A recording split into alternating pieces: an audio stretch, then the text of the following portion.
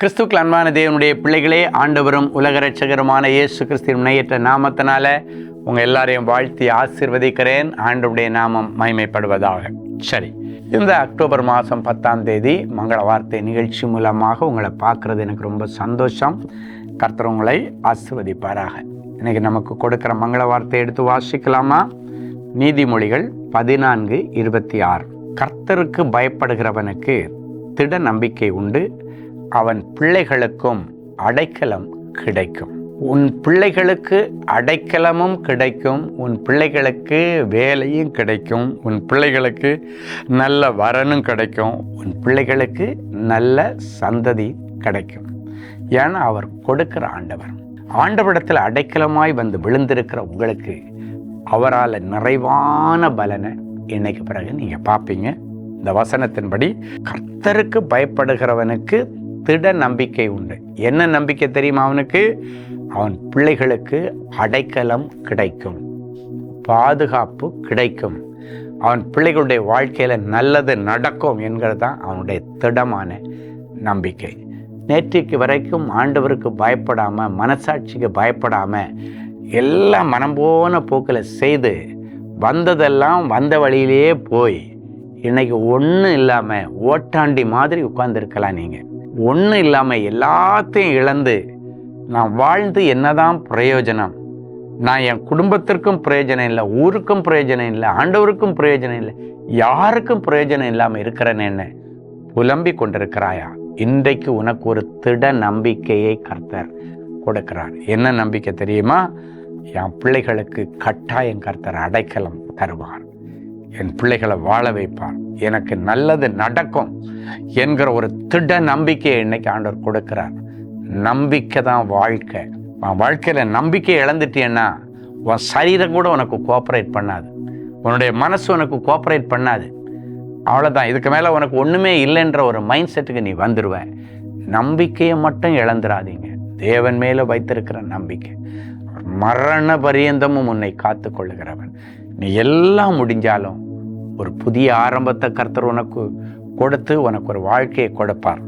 மரணத்தின் விளிம்பில் நின்ற பாவம் செய்த ஒரு ஸ்திரீ, கையும் களவுமாக விபச்சாரத்தில் பிடிப்பட்ட ஸ்திரீ, கல்லறிஞ்சி கொல்றதுக்குன்னு மனுஷன் கொண்டு வந்து இயேசுநாதர்கிட்ட நிறுத்தி இருக்காங்க. அவளை கல்லறிஞ்சி கொல்லுகிறதோ அவள் சாகிறதோ ஆண்டவருடைய விருப்பம் இல்லை. அந்த இடத்துலையும் இவளை எப்படி எஸ்கேப் பண்ணி இவளுக்கு ஒரு நல்ல வாழ்க்கையை கொடுக்கலான்னு யோசித்து அந்த கயவர்கள் கையிலிருந்து பாதுகாத்த ஆண்டவர். நீ உண்மையிலே நிறைய தப்புகள் பண்ணி அதன் நிமித்தம் நீ கொலைக்களத்திற்கு இழுத்து கொண்டு போகப்படுகிறது போல மரணத்தை நோக்கி நீ நடந்து கொண்டிருக்கலாம், நகர்ந்து கொண்டிருக்கலாம், கொஞ்சம் கொஞ்சமாக நகர்ந்துட்டு இருக்கலாம். ஆண்டவர் தடுத்து நிறுத்துகிறார். உனக்குள்ள ஒரு திட நம்பிக்கை. இப்போ கூட ஒன்று கெட்டு போகலை. என் ஆண்டவர் என்னை மீட்டெடுப்பார், எனக்கு அடைக்கலம் தருவார், என்னை விடுவிப்பார், இந்த வழக்கிலிருந்து விடுவிப்பார், இந்த பிரச்சனையிலிருந்து விடுவிப்பார், இந்த கேங்கிலிருந்து, இந்த கோஷ்டியிலிருந்து என்னை ஆண்டவர் விடுவிச்சு கொண்டு வருவார், என்னை தப்பு பண்ணுவார் என்கிற நம்பிக்கை உனக்குள்ளே இருந்தேன்னா அந்த நம்பிக்கை உன் வாழ்க்கையில் இழந்து போன எல்லாத்தையும் திருப்பி தரும். ஒரு நல்ல சாட்சியை கேட்கலாமா? செல்வி ஃப்ரம் சென்னை. என்னுடைய மருமகன் சாம் அவர்களுக்கு உடம்பு சரியில்லாமல் இருந்தார். அவருடைய கால் முழுவதும் கொப்பளங்கள் வந்து நடக்க முடியாம கால் வீங்கிவிட்டது. மருத்துவ பரிசோதனையில் 1000 பேர்களில் ஒருவருக்குத்தான் இப்படிப்பட்ட வியாதிகள் ஏற்படும் என்று சொல்லி பலவிதமான மருத்துவ பரிசோதனைகளை செய்து பார்த்துவிட்டு அவருக்கு சிறுநீரில் புரத சத்து அப்படின்னா புரோட்டீன் வெளியேறுவதாக சொல்லி 3 மாதத்திற்கு மாத்திரை கொடுத்தார்கள். ஆனாலும் சரியாகவில்லை. கஷ்டப்பட்டு கொண்டிருந்த நிலைமையில் தேவனின் அன்பு ஊழியங்கள் நடத்துகிற சேமம் உபவாச கூடுகையில் கலந்து கொண்டு கூட்டத்தின் முடிவில் தேவனின் அன்பு ஊழியரின் ஸ்தாபகர் குடும்பத்திடம் நான் ஜெபித்து கொண்டேன். அந்த ஜெபத்திற்கு பிறகு கர்த்தருடைய கிருபையினால் அவருக்கு பரிபூர்ண ஆரோக்கியம் கிடைத்தது. அந்த புரோட்டீன் லீக்கேஜ்னு சொல்லுவாங்க. சிறுநீரில் அந்த யூரினில் புரோட்டீன் லீக்கேஜ் ஆகுதுன்னா அந்த கிட்னி ஃபங்க்ஷன் குறைஞ்சிருச்சுன்னு அர்த்தம். ஸோ அந்த வியாதியிலிருந்து விடுதலையை கொடுத்து அதை சரிப்படுத்தின ஆண்டவர் உங்களுக்கும் ஒரு அற்புதத்தை செய்வார். அன்பான ஆண்டவரே, உமக்கு நன்றி. இந்த வார்த்தைகளை கேட்டுக்கொண்டு உடைய பாதப்படியில் விழுந்து கிடக்கிற பிள்ளைகளை ஒரு விசை கண்ணோக்கி பாரும். கர்த்தருக்கு பயப்படுகிறவர்களுக்கு திட நம்பிக்கை உண்டு என்று சொன்னேன்.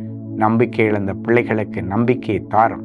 நம்பிக்கையுடைய சிறைகளை அரணுக்கு திரும்புங்கள், கர்த்தர் இரட்டிப்பான நன்மையை தருவார், இன்றைக்கே தருவார் என்ற வார்த்தையின்படி இரட்டிப்பான நன்மைகள் இவர்களுக்கு நடக்கட்டும். அவன் பிள்ளைகளுக்கு அடைக்கலம் கொடுக்கிற ஆண்டவர், அவர்கள் பிள்ளைகளுக்கு நல்ல வேலை, நல்ல வருமானம், நல்ல மனசு, நல்ல அபிஷேகம், நல்ல வல்லமை, நல்ல ஜபாவி, நல்ல வரன், நல்ல பிள்ளை செல்வங்கள், நல்ல வீடு என்று சொல்லி எல்லா காரியங்களிலும் நன்மையானதை கொடுத்து என் பிள்ளைகளை கனம் பண்ணும். இப்பொழுதும் இந்த நாள், பிறந்த நாள் மற்றும் திருமண நாளை நினைவு கூறுகிற பிள்ளைகளை ஆண்டவர் ஒரு விசை கண்ணோக்கி பாரும்.